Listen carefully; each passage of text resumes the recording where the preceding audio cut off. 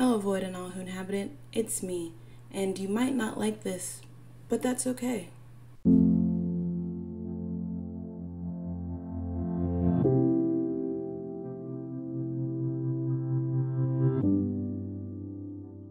For my Q&A, someone submitted a question asking about the prevalence of degrading images of black women in TV, using Olivia Pope from Scandal and Annalise Keating from How to Get Away with Murder as examples.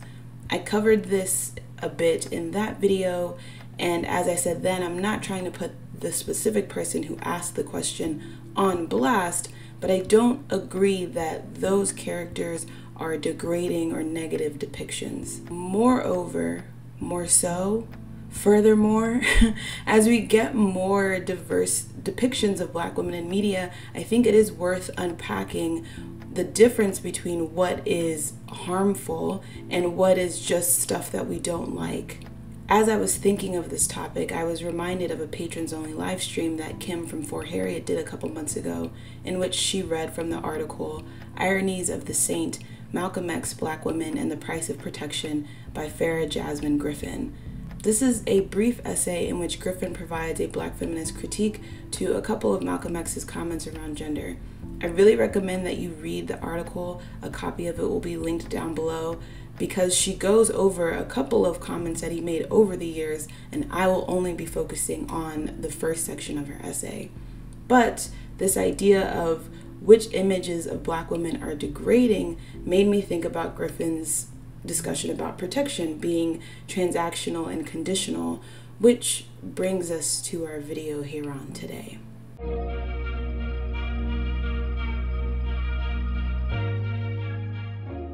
Griffin starts her essay with unraveling the promise of protection and the guarantee of purity. She writes, Malcolm's desire to protect black women grew out of a sincere concern for their emotional, psychic, and physical safety.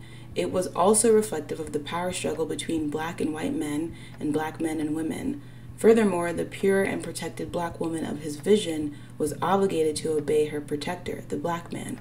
The exchange is as follows.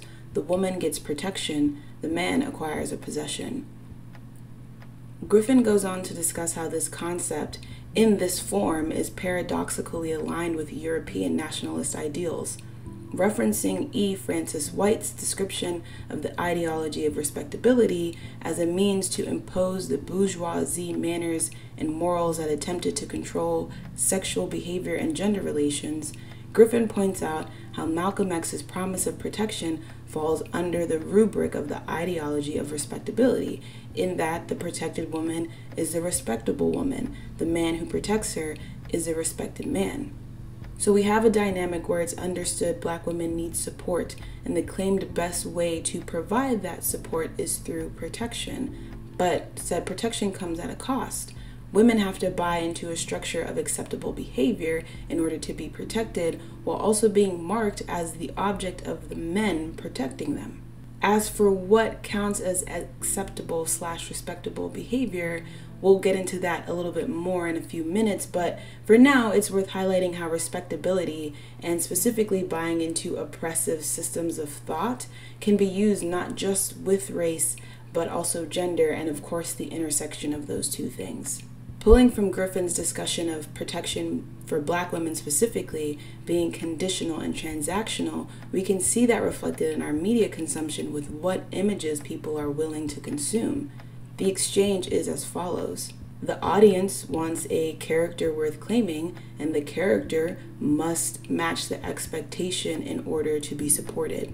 Problems arise when a viewer's unmet expectations are that of the ideal, pure, and protected black woman. We maybe need to have a separate conversation on how representation is just used as a surface level buzzword, but for now, it's enough to focus on better representation, as it has come to mean two separate things. There is better as in varied, expansive depictions of different stories, seeing more than the same 3 character types. And there is better as it relates to values, wanting to see people who are morally good.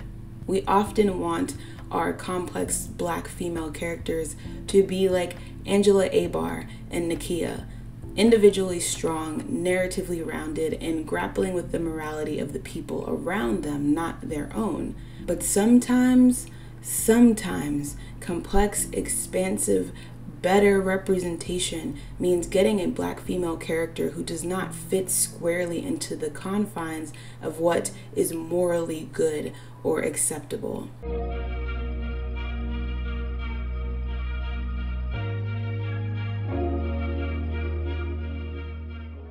To humiliate, to lower the worth of, to bring shame. Degrading someone requires that there first be a standard of how they should have been treated. Before we get to hell, there must first have been a bar we failed to clear, you know what I mean? But how do we determine that standard, and what is it based in?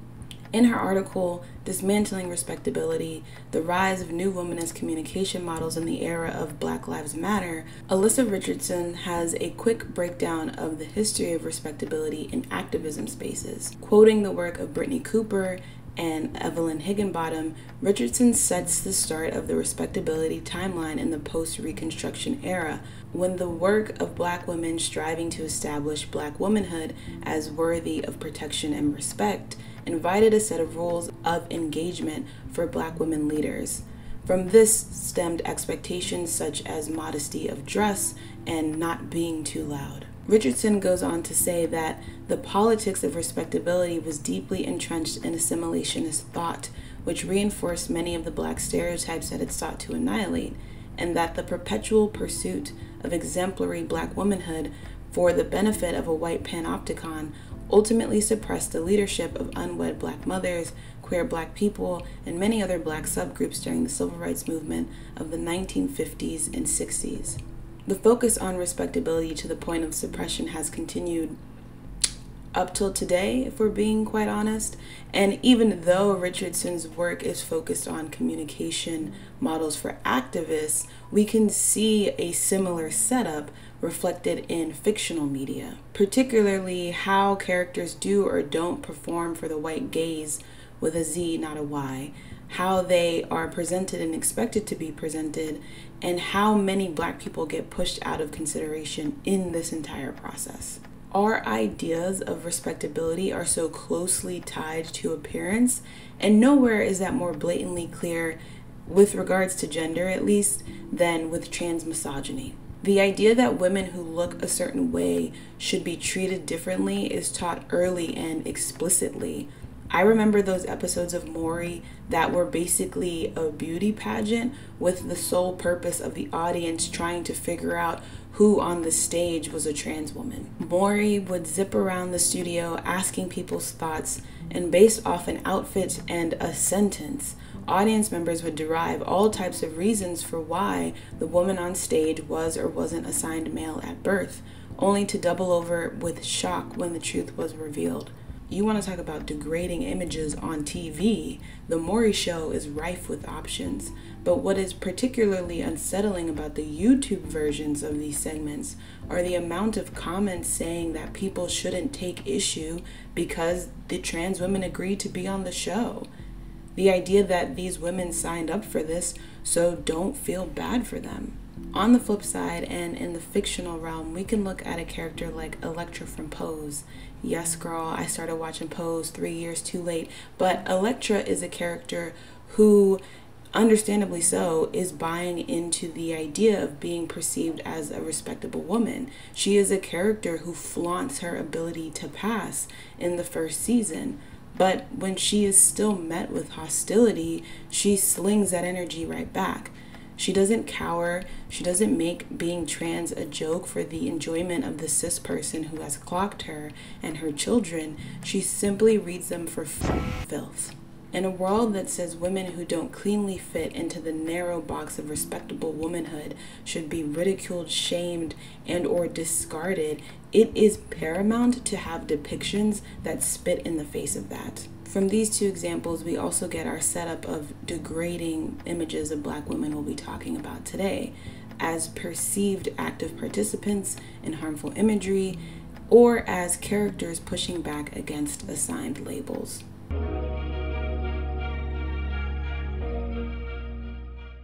Lovecraft Country is top of mind, so I'm going to use Ruby as our case study here, but honestly, many of the women I'm going to be mentioning throughout this video have been viewed similarly at one point in time. Ruby is a great example of how quickly viewers can decide a Black female character is signing up to have all types of misfortune rain down upon her. As I've mentioned before, when Ruby died, a lot of people had no sympathy for her, leaning so far as to say she deserved a miserable end for partnering with Christina and turning her back on her family. If you are a Black female character who has been marked as bringing shame, it is often then decided that you deserve to be humiliated. There's a whole host of actions that can mark a Black female character as deserving of turmoil. The offending behavior doesn't have to be connected to romance, but it often is. And something related to the desirable dark-skinned woman trope is the belief that the portrayal of Black women in interracial relationships is degrading or damaging to ideas of Black families. Myself, I think that the focus on interracial relationships is, if anything, a way to keep white people centered, even as we add in characters of color. Note how often interracial specifically means a white person partnered with a person of color, not two people of color of different races in a relationship together. But with Black women specifically, there's often the message that by answering the spirit of the call of Tamara, you, Black woman, are single-handedly committing so much harm against the Black family unit, you put the Reagan administration to shame. And from that perspective, you can easily find the side of the coin that blames Black women for any associated foul behavior and want to see her punished accordingly. You slept with a white person, you participated in infidelity, you didn't do your friend a favor, you degraded yourself. And as a result, I hope all the bad things in the world happen to you and only you, because you deserve it. The strength of the character's development, the narrative weight of her decisions, the trajectory of her story aren't considered, even though those are the things that determine if this is a dynamic story or a trope-ridden mess. The protected woman is the respected woman, and these women can no longer be respected, so fuck them. Viewing characters as the sum of their few unfortunate decisions also makes it difficult to separate what is troubling about the writing from what it is about the character that we just don't like.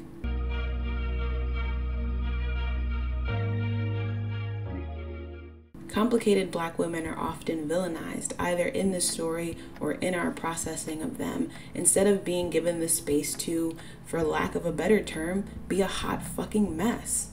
Even when they are provided the space in the story, audiences can still be unsatisfied that this woman is not fulfilling the expectations of respectability. There's very little space for Black women to veer off the path, and when they do, they are skewered for being destructive portrayals, again, without considering if that's actually what's happening here, or if you just don't like the character.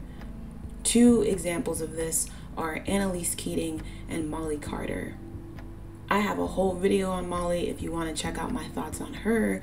So instead we're going to focus on Annalise, who many viewers have deemed as the villain of the show, even though the narrative pushes against this very reductive way of viewing her. While Annalise doesn't have as many chances to verbally fillet others as thoroughly as Elektra, she is given the time to deconstruct the negative, irredeemable view of her. Season 6 starts with Annalise in a rehabilitation program wherein her therapist has her list all the negative words she calls herself, followed by an exercise where Annalise is supposed to beat all of those bad thoughts out.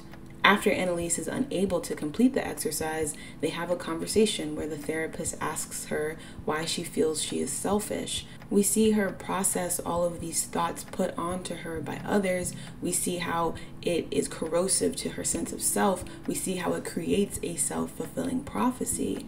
But Annalise is also addressing how viewers perceive her. How to Get Away with Murder works to humanize Annalise because they recognize that she is doing things in such a calculated way that's going to make you uncomfortable, that's going to make her unlikable. And oh the fuck well, it still has to get done.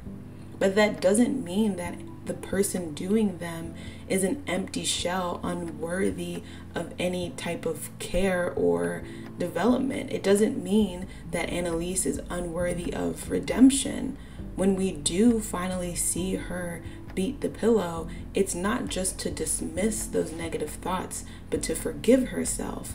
And I think to push us as the viewers to forgive her as well. Her trajectory, especially in the final season, is an excellent unraveling of an unlikable character. And here's the thing, you still don't have to like her. Having Annalise as the anti-hero really didn't mesh well with a lot of people, and that's allowed. But disliking something doesn't mean it's bad. I know, sounds novel coming from me. But this is where the writers are dipping into some fuck shit, and this is a trait I don't like, is a Venn diagram, not a complete circle.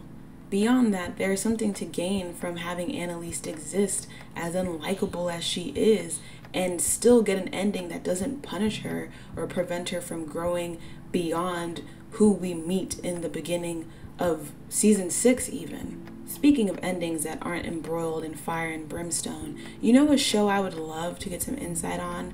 Being Mary Jane. I feel like a lot of people really enjoyed that show and don't have as much smoke for Mary Jane, no pun intended, as they do for Annalise or Molly, even though I get the impression that she's similarly messy. What makes Mary Jane different? Is it the focus on family? Does she experience more guilt? Is she actually even perceived all that differently? I found this Google review that described her as a professional hoe, and there is something to be said about how often the tragic flaw of complex female characters is connected to sex or their pursuit of a romantic happily ever after, but that's different from slut shaming. Because the argument in comments like these isn't that this woman shouldn't have a story that's centered on love, but that she's going about it the wrong way. And through this, there is again that focus on respectable behavior and how the story is made worse, apparently, because this woman is unwilling to perform the right things. But again, I don't know the show, so if you have watched it, I would love some insight because, girl, I don't have time to be watching 4 seasons of anything else right now. As for Annalise and Molly, better representation doesn't mean morally good in their cases, but it doesn't mean they are shameful characters. Their particular flaws need to be explored, maybe especially so because we don't like them.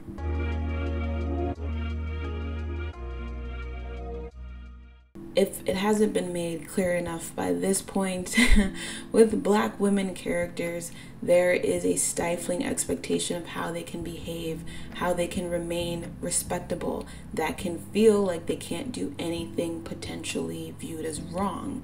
My trope videos all focus on fractured, shallow portrayals as the most egregious examples of the traits that I'm talking about, but some people mistake me as saying that I don't want any characters with flaws. All well-written characters have flaws, but a poorly written character is a collection of flaws and nothing else. I get why there is hesitance around Black women characters being presented with negative traits, the concern that she will become just those things and nothing else, but swinging in the opposite direction can be equally stifling.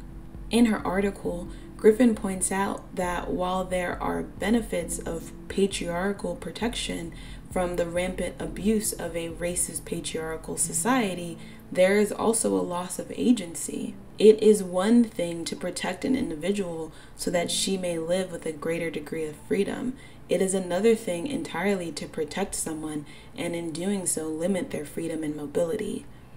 The same can be said on this insistence that developed Black women characters be the polar extreme, as Mara Broccoli put it. This type of storytelling creates the potential removal of vast character design.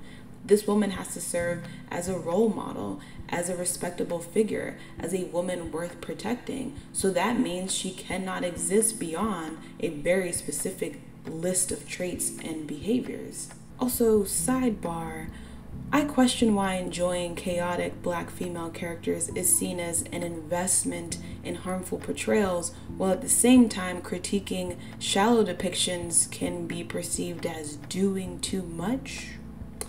How is it when black women are made flat to be the butt of a joke, we shouldn't be bothered, but when their mess is explored, we should be up in arms? Just like tangentially related, food for thought, not completely connected. Anyway, the few depictions of rounded, flawed black female characters that do exist, there's even fewer that are easily accepted by this rubric of respectability, and it's typically because they have a foil or a character whom their behavior can be contrasted against. Someone left a phenomenal comment on my video about Molly, in which they said that the problem with Issa is she thinks that because she's self-aware, it means she doesn't have to do the real work to make things right. And yet Issa is met with grace because we're told there's someone else we should be focusing our ire towards. If Molly didn't exist, or didn't exist with as much narrative weight as she has, more people would dislike Issa. I guarantee you that they would, because that same shallow, cyclical, surface level behavior exists in Annalise and Olivia and Tony Childs. Tony is another great example of framing one character's flaws as worse than the others to deflect. So is this character really a shallow, harmful portrayal? And is the weakness of her story, not a choice of her character, what you dislike? Or do they have a trait that you don't like and there's no one of similar weight to bounce off of, to paint as the less sympathetic party, so you're forced to humanize this character despite their negative traits? Or maybe this character is the less sympathetic party of someone else's toxic behavior to continue with less criticism. When faced with black women who don't fit into our parameters of protection, we seek so quickly to villainize them or to reject their portrayals instead of taking the further step to question our own dilapidated ideals around how women should behave and present themselves in order to be respected.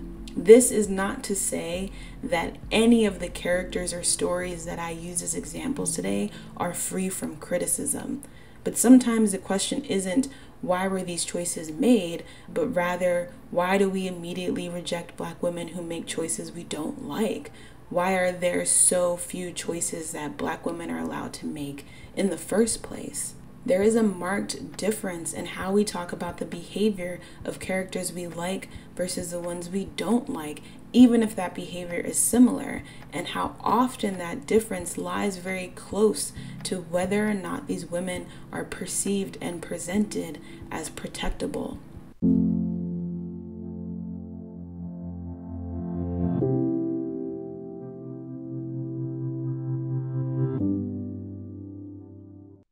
If you made it to the end,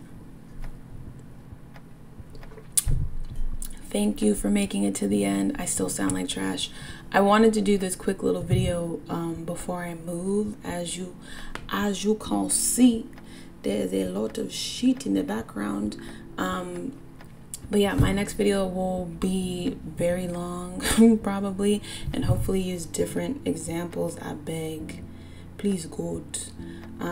Yeah, scatterbrain, but hopefully this can tide y'all over for the next like several weeks as I finish writing and get set up in my new place and all of those fun things. I don't think I have a question for today. How are you? What's going on, girl? How's the weather? It's muggy here.